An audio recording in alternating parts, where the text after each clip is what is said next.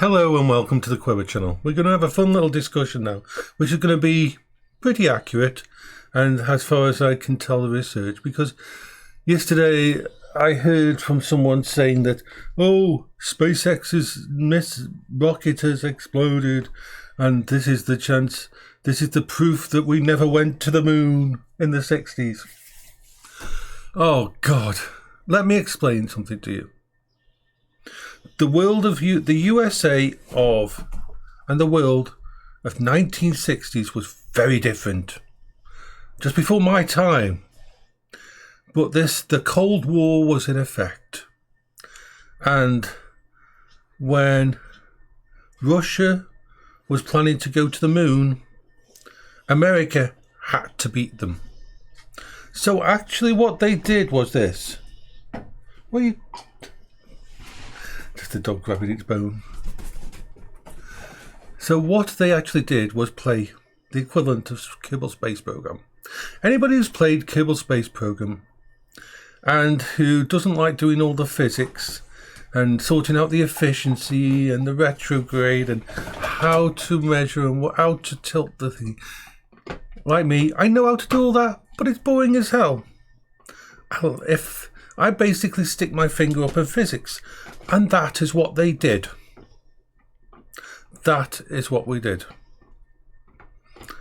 In the 1960s, with slide rules and infinite funds, understand, infinite funds, there was basically a blank check.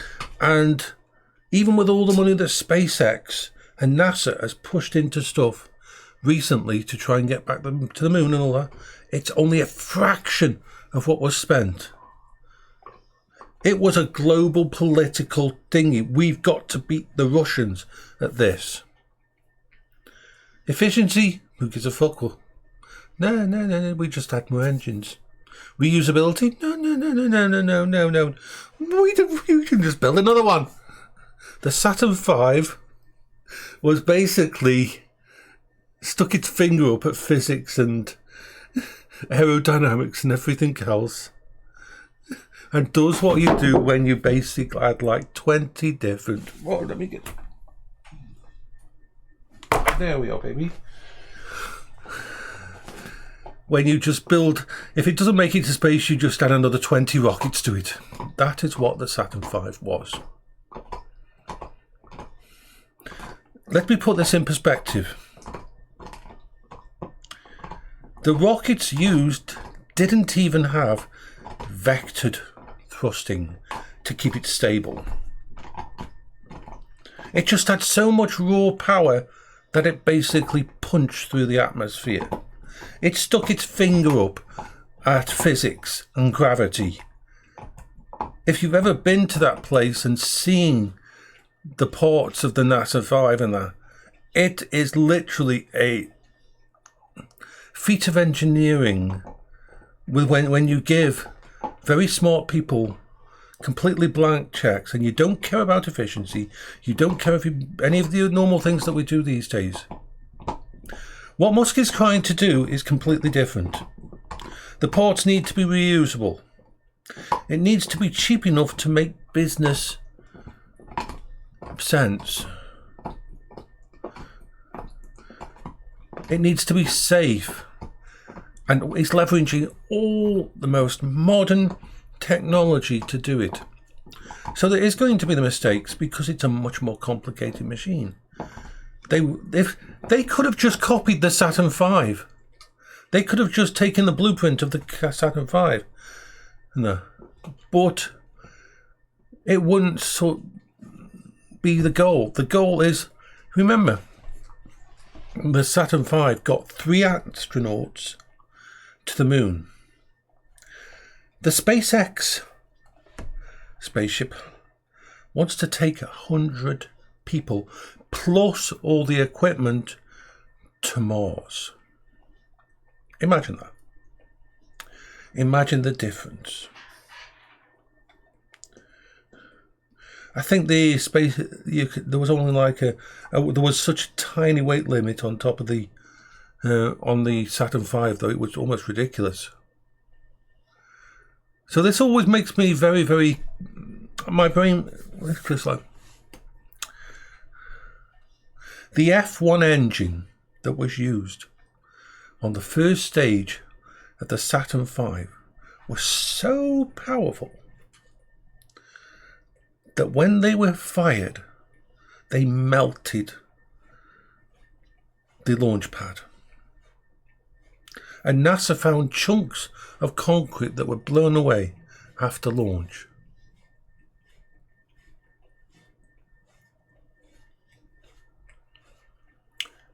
Today we're trying to do it with a little bit more efficiency. We're trying to do it in a way that means that the parts can be reused, which is good for the environment. We're using different kinds of fuel to try and to make it more efficient. And the reason that the moon is such an important place is this.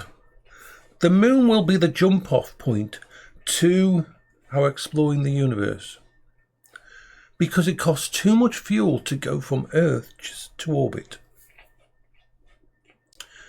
The gravity of the planet makes it almost impossible for us to explore the universe if we didn't have a moon.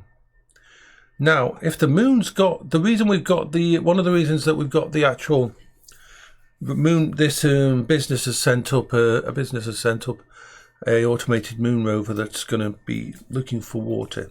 The reason water is so important, not just so that we can have a base on the moon, but so that we can produce fuel. Imagine that.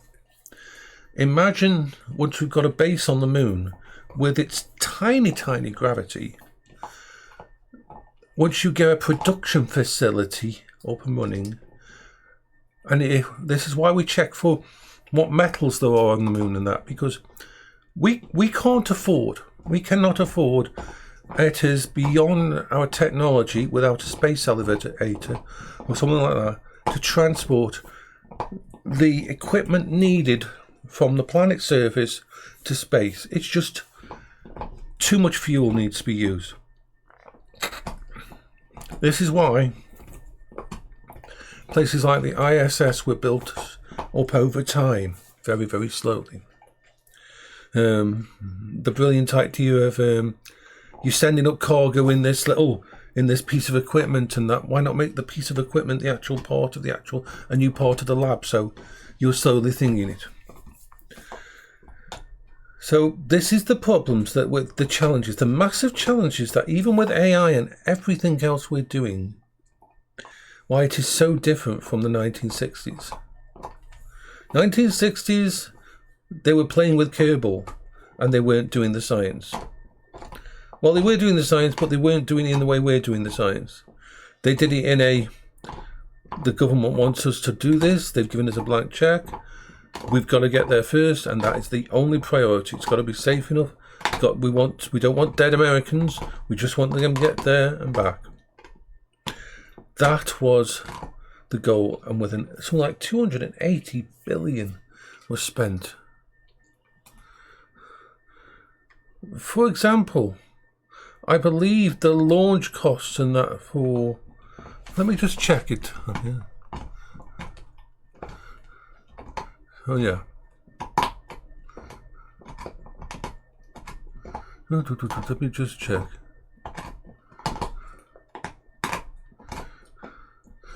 Alright, I'm just going to check.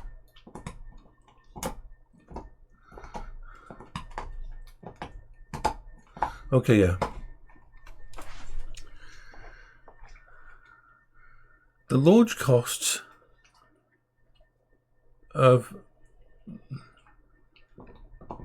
the Apollo program's budget was 280 billion. Plus, every launch was 1.3 billion. There was no interest in efficiency because that wasn't the goal. They had been told by the President of the United States that we have to beat the Russians. That was the only goal. We had to do it before them. We had to get to the moon before them and get boots on the ground. That kind of social political backing and thing was so different than what we have today. Today it's got to be a business, it's got shareholders, it's investment. We've got so many other costs that take the money. Yes, we want to beat China to the moon, but we're doing it a smart way. With every explosion, even though massively costing, every rocket that explodes by SpaceX. Remember, I'm not a fan of Musk. But every explosion you learned from. You learned far more from a failure than a success. It is far better that 3, 4, 5 of these bloody rockets blow up for different reasons while we're doing test flights. That's the point of the test flights. Rather than when they're leaving Earth with 100 human beings on. Because I tell you now, if SpaceX or NASA was to launch a ship into space with 100 people on, and it blew up there in the atmosphere or up above, or one of these flaws that they're figuring out and didn't get caught, the space exploration of space would take a hit that it would probably never recover from. Now that's why it's so crazy to me when people say, oh, we never went to the moon, all this kind of bullshit.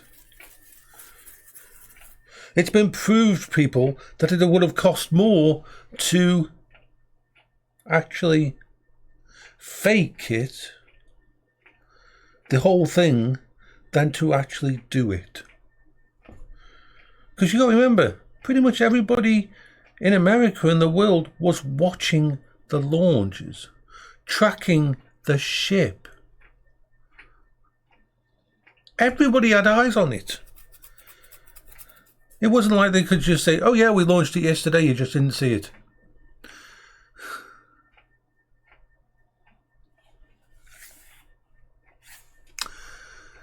Some people is dumb. Some people is very dumb. But it always makes me smile. That 1960s people were just basically doing a Kerbal. It's very like when I create rockets in USA. People say to me, oh, you've got to do this, you've got to angle it at 45 degrees at this altitude to get the best efficiency and thing. And I'm like, I'm just going to add like 30 more rocket boosters on it and fire it directly up. I don't give a shit.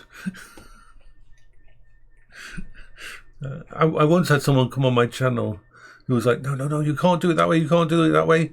Says, the moon's there, but by the time your vehicle gets to it, it'll be in the wrong position and you won't be able to get it and you'll fail. It says, yeah, but what if I add another 30 rockets to this and increase the acceleration massively? I thought, I think he left the chat at that point in time. So, bye-bye for now.